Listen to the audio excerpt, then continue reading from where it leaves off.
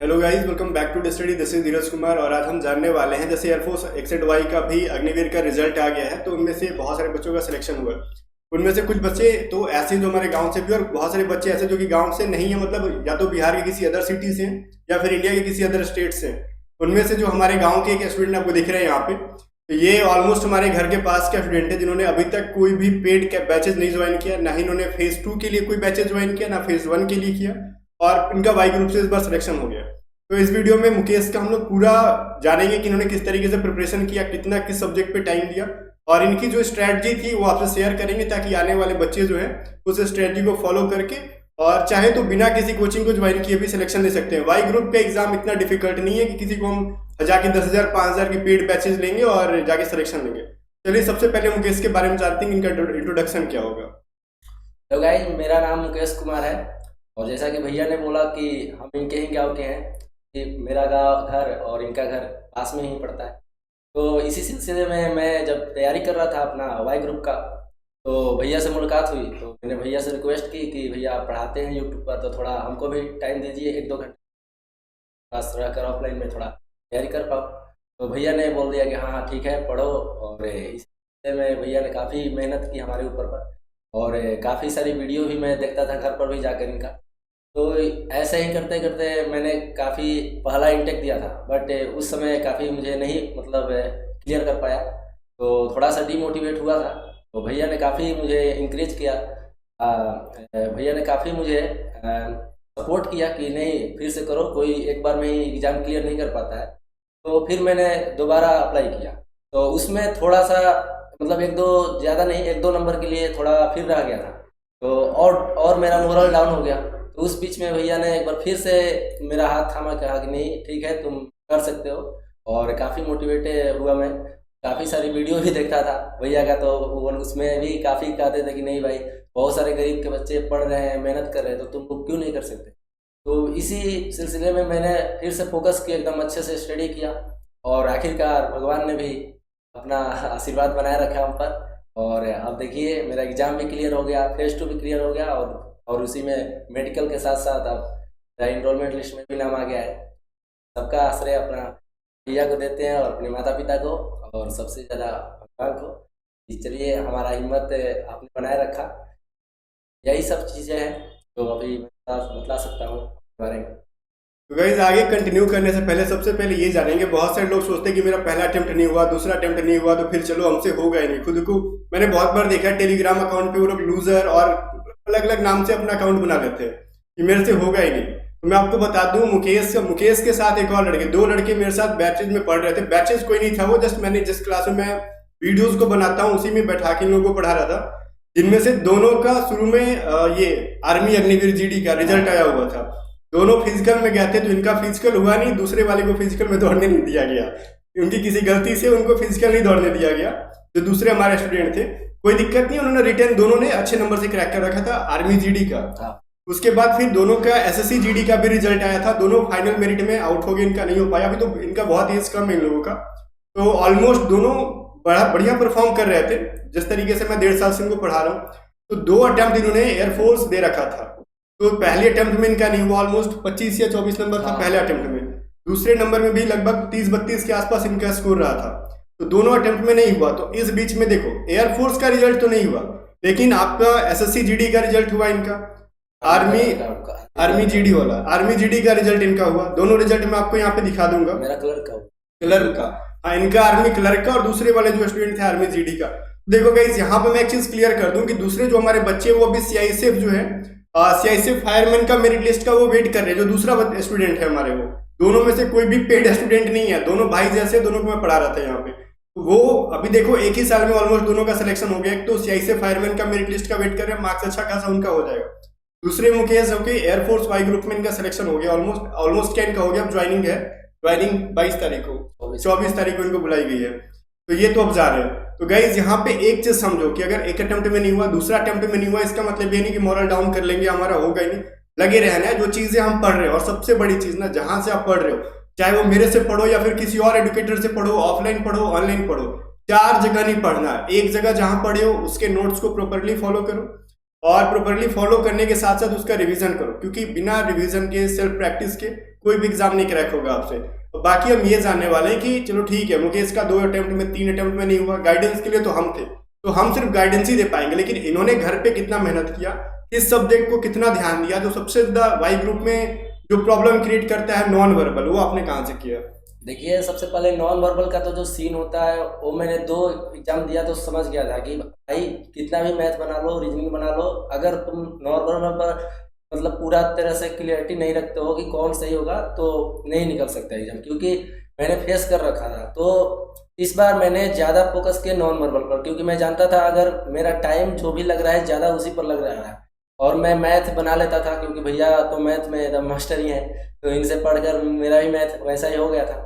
और रीजनिंग का तो कहिए मत, रीजनिंग का तो सब लोग काफ़ी कर ही लेते हैं, तो बस नॉन वर्बल था जो रागा में मुझे देखना था अच्छे से। तो मैंने भैया ने एक बतलाया था मुझे वेबसाइट, तो उससे मैंने किया और काफ़ी सारा, और भैया ने काफ़ी सेट भी मरवाए थे, वैसे भी मैंने किया नॉन वर्बल काफ़ी। मतलब मेरे बात से यही समझिए आप कि जितना हो सके नॉन वर्बल पर थोड़ा सा कम से कम 1 घंटा 2 घंटा दीजिए ही दीजिए, क्योंकि एग्जाम में यही होता है, टाइम नहीं बच पाता है, लोग क्या है ना कि जल्दी जल्दी मार कर टिक चले जाते हैं, तो उसी में नेगेटिव हो जाता है।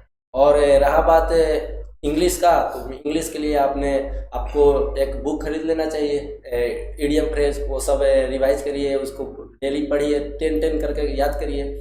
और मैं एक और बात शेयर करना चाहता हूँ आप लोगों से, जैसा कि भैया ने बोला कि मैं फेज 2 के लिए भी मतलब जो जीडी होता है ग्रुप डिस्कशन, उसके लिए भी मैंने कोई भी पैड बैच नहीं लिया था। इसका पूरा श्रेय अपने भैया को देना चाहता हूँ, क्योंकि मेरा इंग्लिश थोड़ा सा भी मतलब मैं फ्लुएंटली नहीं बोल पाता हूँ, अभी भी मैं थोड़ा एक्सेप्ट करता हूँ।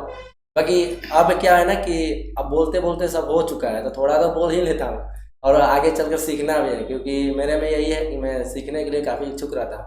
तो मैं बतला रहा हूँ अपने फेज 2 का थोड़ा सीन। तो क्या हुआ कि मैं इंट्रोडक्शन भैया से सीखने आया करता था, इनके पास ही थोड़ा समय दीजिए, आधा घंटा 1 घंटा, और सिखाइए थोड़ा क्या कैसे बोलना है। पहली बार था मैं फेज 2 के लिए इस बार, तो बोले कि ठीक है कुछ नहीं, ऐसे ऐसे करो और रोज ग्रुप डिस्कशन करो। तो भैया के पास तो थोड़ा बहुत समय नहीं मिल पाता था, इनका क्लास भी था, तो मैं एक टेलीग्राम ग्रुप बना लिया था, भैया के ही टेलीग्राम ग्रुप है, उनमें से ही दोस्त लोग थे, और रोज वीसी ज्वाइन होता है ना, वो वॉइस चैट, तो हाँ, तो उसमें आकर अपना रोज 1-2 घंटे ऐसे ऐसे करके अपने में कुछ टॉपिक पर इंग्लिश में डिस्कशन करते थे। तो ऐसे ऐसे करते करते मेरा बेटा था फेज 2, तो वहाँ जाकर पूरा अच्छे से क्लियर हो गया। और अब अपना थोड़ा फिजिकल भी बढ़िया रखना है, पूरा अच्छे से प्रॉपर पुशअप का पोस्चर बनाकर अच्छा से करिएगा, और सीटअप्स स्क्वाट्स जो भी होता है, रनिंग भी कर लीजिएगा बढ़िया से, बस सब क्लियर हो जाएगा। और उसके बाद जो होता है मेडिकल का सीन, तो मेडिकल तो मेरा गोरखपुर से वहाँ था, गोरखपुर ही था शायद, हाँ गोरखपुर था। तो देखिए मेडिकल का यही सीन होता है कि अगर आपको कुछ भी डाउट लग रहा है तो आप पहले भी जाकर के किधर मतलब हॉस्पिटल अगर बड़ा वाला हो तो जाकर चेक करवा लीजिए। बाकी ऐसा कोई इश्यू नहीं है, वहाँ के सब लोग कोऑपरेटिव होते हैं, तो मेडिकल भी अच्छे से आपका क्लियर हो जाएगा। ग्रीन कार्ड मेरा तो मिल ही गया था फर्स्ट अटेम्प्ट में ही, मतलब जो मैंने एग्ज़ाम क्लियर किया था। काफ़ी मतलब सबको चिंता रहता है क्या होगा यार, अब क्या होगा, अगला स्टेप में क्या होगा, बट भैया ने बोल दिया था यार जाओ तुम सब क्लियर हो, तो हम लोग ऐसे ही थोड़ा अपने मन में बना करके चलो भाई बड़ों का आशीर्वाद है तब हो जाएगा, और वैसे ही हुआ। और देखिए PSL में मेरा नाम आ गया, तो उस दिन भी काफ़ी खुश था मैं, और फाइनली जब इनरोलमेंट लिस्ट में नाम आया तो फिर कहना क्या यार, सबका सपना साकार हो जाता है, माता पिता का अपना। तो मैं यही कहना चाहूँगा, कभी भी अपना मोरल डाउन ना करे और अपना तैयारी एकदम फोकस से करे। और काफ़ी लोग होते हैं, ऐसा नहीं है कि कोई नहीं होता है, काफ़ी गाँव जवाब में ही होते हैं कि कोई बोल देता है यार तुम तो कब से कर रहे हो, यहाँ कर रहे हो वहाँ कर रहे हो, कुछ हो नहीं रहा है तुम्हारा, बट उन सब पर फोकस ना करो, क्योंकि उनका जवाब भगवान देते हैं, ईश्वर देते हैं, अपना तुमको फोकस रखना है।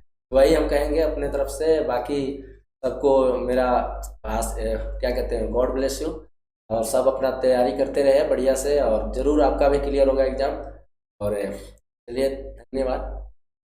और एक चीज़ मैं आपको यहाँ पे बताना चाहूँगा कि मुकेश ने जितना चीज़ बताया कि जैसे आपको पैनिक करने वाले बहुत सारे लोग मिलते रहेंगे, तो अभी अग्निवीर के नाम पे ज़्यादा पैनिक क्रिएट कर रहे हैं लोग, ठीक है। तो सबसे ज़्यादा इंपॉर्टेंट चीज़ आपके लिए ये होना चाहिए ना कि आपके सामने कोई क्या बोल रहा है कि तुम्हारा अग्निवीर है, वो आपसे वही लोग बोलेंगे ना जिनका कोई चीज़ बढ़िया नहीं हो पा रहा है, तो लास्ट में आप में कमियाँ निकालेंगे। तो आपने एक चीज़ ध्यान देना है कि देखो दूसरों की बातों को मतलब हर चीज़ों को रिएक्ट करना जरूरी नहीं है। जैसे मुकेश के साथ क्या सीन था, हम और मुकेश हमेशा एक्चुअली जाते थे फील्ड पे ग्राउंड में कभी कभार रनिंग करने, वहां पे मेरे सामने मुकेश को इनके बैचलर कुछ सीनियर्स भी थे, खुलेआम बोलते थे कि तुम्हारा एसएससी जीडी में नहीं होगा, जैसे एसएससी जीडी के फिजिकल के टाइम पे था। जस्ट इनका पॉइंट में समथिंग हाइट कम था कि एसएससी जीडी में तो तुमको ऐसे ही छाट देंगे, तुम्हारा बिहार बोर्ड से हो, एयरफोर्स में तो तुम्हारा होगा ही नहीं। मतलब खुलेआम आपको मुंह पे बोलने वाले बहुत लोग मिलेंगे, तो उसका प्रूफ आपके सामने है। और ये इंटरव्यू वाला वीडियो जो जाएगा उनके सामने भी जाएगा जिन्होंने डायरेक्टली मुंह पे इनकी बेइज्जती की थी कि इंग्लिश तुम्हारी तो सही है नहीं, हाइट तो तुम्हारा है नहीं, तो फिर हाइट भी हुआ। जीडी का इन्होंने फिजिकल भी बढ़िया से इनका क्रैक हुआ था, फिजिकल वगैरह करके आए थे ये। और बाकी एयरफोर्स का तो देख रहे हो सामने इनका सिलेक्शन हो चुका है। तो इस तरीके से जो भी आपको कुछ बोल रहे हैं उल्टा सीधा चुपचाप सुनो, सबका टाइम आते रहता है, बस सही टाइम का वेट करना है। एक चीज हमेशा याद रखना कि देखो भाई, अगर आपके सामने अगर कोई अभी कुछ बोल रहा है आपके बारे में नेगेटिव, तो आपको कुछ उल्टा नहीं बोलना है। आपको उल्टा बोलने का जो है ना, उसके बारे में बोलने का टाइम आपको खुद आपको टाइम दे देगा, ठीक है, कि आपको बिना बोले जवाब कैसे देना है, सब नेचर देते रहता है, तो इस चीज का टेंशन नहीं लेना है। और सबसे ज्यादा इंपॉर्टेंट चीज है ना कि ये चीज फेज 2 को लेके जो अभी 01 2024 बैच के बच्चे अगर परेशान हो कि हम फेज 2 के लिए कैसे इंग्लिश की स्पोकन करें, इंग्लिश स्पोकन नहीं चाहिए फ्लुएंट। सबसे बड़ी जो आपकी जो मिथ है ना कि हमको इंग्लिश में बहुत ज्यादा भयंकर इंग्लिश बोलने आना चाहिए, कुछ भयंकर नहीं आना चाहिए भाई। इस बच्चे को देख लो, भयंकर क्या मैं बोलूं कि अगर 10 मिनट में बोलूं फ्लुएंट तो नहीं बोल पाएंगे। इनके अलावा भी जितने फेज 2 क्लियर करके आए हैं 10-15 मिनट तक अगर मैं बताऊं फ्लुएंट इंग्लिश बोलने के लिए नहीं बोल पाएंगे। इंग्लिश फ्लुएंट बोलने का मतलब क्या, जो स्पोकन क्लास में कराते हैं वो इंग्लिश एक भाषा है। इंग्लिश में फ्लुएंट बोल के तुम खिचड़ी नहीं करना, जाहिलों की तरह बिहेव करने को भाषा नहीं कहते।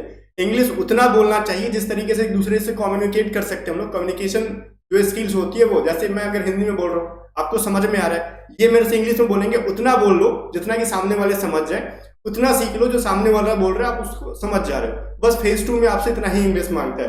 बाकी यहाँ इंट्रोडक्शन थोड़ा अच्छा चाहिए, इंट्रोडक्शन तो रटने वाली चीज है, इनको भी रटवाया था मैंने। हमारे घर के छत पे बैठ के रोज 10 मिनट 20 मिनट हम लोग प्रैक्टिस करवाते थे। तो यही सब चीजें कि मेनली फोकस करो अपना इंट्रोडक्शन के ऊपर। जीडी में अब ऐसा नहीं कि जीडी में बिना कुछ सीखे चल जाएंगे, जीडी में हो सकता है कुछ टॉपिक्स का एक्स्ट्रा जानकारी ले लो। जैसे हमारे आजकल जो ट्रेंड में है आर्टिफिशियल इंटेलिजेंस का ले लो कि क्या चीज है। जब तुम किसी चीज के बारे में जानोगे तभी तो टूटी फूटी इंग्लिश का इस्तेमाल करके भी बोलोगे।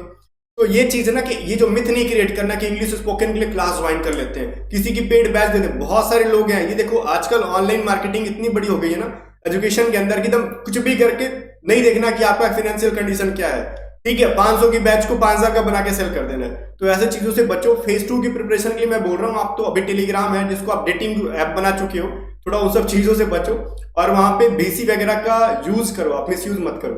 यूज करके वहां पे स्पोकन की प्रैक्टिस खुद से आप कर सकते हो ग्रुप में, ठीक है। बाकी अगर आपके पास बहुत ज्यादा पैसा है तो जहां वेस्ट करना आप करते रहो, उसके लिए हम लोग तो बहुत ज्यादा कोई राय नहीं देंगे। बाकी आपके सामने प्रूफ है, किसी भी कोई इंसान इन पे क्लेम नहीं कर सकता ना कि इस बच्चे ने हमारे पास पढ़ा है, हमारा पेड बैच लिया, कोई क्लेम ही नहीं कर सकता भाई। एकदम फ्री है इन सब चीजों से, ना तो फेज 2 में ना फेज 1 में। अब जहां तक बात है फेज 1 की, बहुतों की मैथ खराब होती है, तो मैथ में ऑलमोस्ट कितना टाइम लगता है, तो मैथ में मैं बोल दूं 6 से 7 महीने सफिशियंट है वाई ग्रुप के लिए।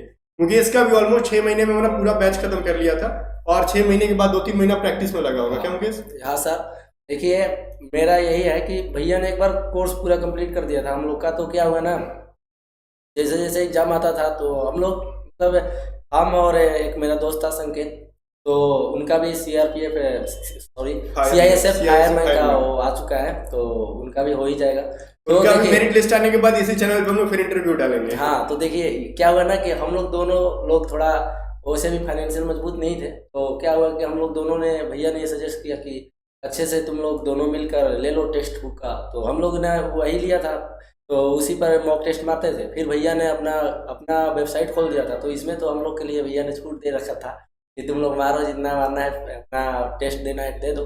तो उसी से होता था हम लोग का मोटिवेशन बूस्ट होता था, क्योंकि हम लोग स्कोर कर पाते थे अच्छा, तो लगता था कि नहीं भाई इस बार तो हो ही जाएगा, हो ही जाएगा। तो वही बात है, मैंने एक बार तो भैया से प्रॉमिस भी कर रखा था। एक बार भैया दिखा रहे थे मतलब पहले बैच वाले को कि देखो इनका आ चुका है, मतलब जाने का ज्वाइनिंग लेटर आ चुका था। मैंने उसी समय बोला कि भैया अगली बार मेरा यहाँ पर नाम होगा, और देखिए आज भगवान ने भी सुन ली और अच्छे से नाम भी आ चुका है। तो बहुत ही मैं भी प्राउड फील करता हूँ कि हमारे जैसे मतलब भैया जैसे हमारे गांव में है जो हमें इतना मेहनत करके पढ़ाए और आज सक्सेस पर पहुंचा दिए। तो वैसे ही भैया आप ये गाइड लोग के लिए भी आगे एग्जाम के लिए तो गाइस फिर मिलते हैं हम लोग अगले वीडियो में। और जाने से पहले फिर से क्लियर कर दूं, किसी का क्रेडिट कोई एडुकेटर नहीं ले सकता, क्योंकि हम लोग पढ़ाते बहुत सारे लोगों को हैं, सबका सिलेक्शन होता नहीं है। जो हार्डवर्क करता है सिलेक्शन उसी का होता है। और इसमें अगर हमारे 2 स्टूडेंट जो थे, हमने बैठ के पढ़ाया, अगर दोनों का कहीं ना कहीं हो रहा है तो कहीं ना कहीं हार्डवर्क इनका है, पूरा क्रेडिट मुकेश का ही है जिन्होंने हार्डवर्क किया। अगर मैं इनको पढ़ा दूं ये पढ़ेंगे तो फिर बात ही अलग है। पेड बैचेज में ज्वाइन करने वाले सैकड़ों में होते हैं, पढ़ने वाले बहुत ही लिमिट होते हैं। तो पूरा क्रेडिट अगर आप फेल भी होते हो तो आपका जाता है। अगर इनके सक्सेस का क्रेडिट हम ले लें तो फेलियर्स का भी क्रेडिट मुझे ही लेना पड़ेगा। तो जो चीजें हैं दोनों का सामंजस्य बिठा के चलना पड़ेगा आपको। ठीक है, अगर हम वर्क कर रहे हैं आपके लिए तो आपको अपने लिए भी वर्क करना ही पड़ेगा उतना ही। अगर हम आपके लिए 2 घंटे वर्क करते तो आपको अपने लिए कम से कम 4 घंटे वर्क करना पड़ेगा। और एयरफोर्स वाई ग्रुप के लिए अगर रेगुलर बेसिस पे हम लोग 6 से 7 घंटा भी रेगुलर पढ़े सफिशियंट है, 4-5 महीना बहुत है। ठीक है, वाई ग्रुप का सिलेबस बहुत ज्यादा वास्ट नहीं है, लिमिटेड चीजें पढ़ेंगे हो जाएगा। इंग्लिश इस बार भी बहुत ज्यादा इजी पूछा गया था। पेपर इजी होगा कट ऑफ हाई जाएगा, पेपर टफ होगा कट ऑफ कम जाएगा। इन लोगों के टाइम पे पेपर थोड़ा सा लेवल हाई था, कट ऑफ कम गया। और अभी का जो है देखा आपने 01 2024 बैच का इजी थोड़ा पेपर था, कट ऑफ हाई गया, बस और कुछ नहीं। तो सब चीजें बैलेंस्ड होती है, बाकी नॉर्मलाइजेशन मैटर करता है। ठीक है, लगे रहो फेज 2 पे, प्रैक्टिस करते रहो, किसी का भी पेड बैच लेने की जरूरत नहीं है। और हाईली मोटिवेटेड नहीं हो जाना, इस बंदे ने हो गया तो हम भी नहीं पढ़ेंगे तो हमारा हो जाएगा, किसी से ज्वाइन नहीं करेंगे। तो कहीं से ना कहीं से लो, इन्होंने पेड बैचेस से नहीं लिया, मेरे से पढ़ा है। तो आप अगर यूट्यूब पे भी हमें फॉलो करो या फिर किसी को करो, प्रॉपर तरीके से करो। ये नहीं कि 2 दिन पढ़ेंगे 4 दिन नहीं पढ़ेंगे, नहीं ना, रेगुलर बेसिस पे पढ़ो, रेगुलर 5 घंटे 6 घंटे पढ़ो, लेकिन कंसिस्टेंसी के साथ पढ़ो। ठीक है, बाकी गाइस मिलते हैं नेक्स्ट में, तब तक के bye bye. Video like share कर देना और A to Z study YouTube channel को भी सब्सक्राइब कर देना।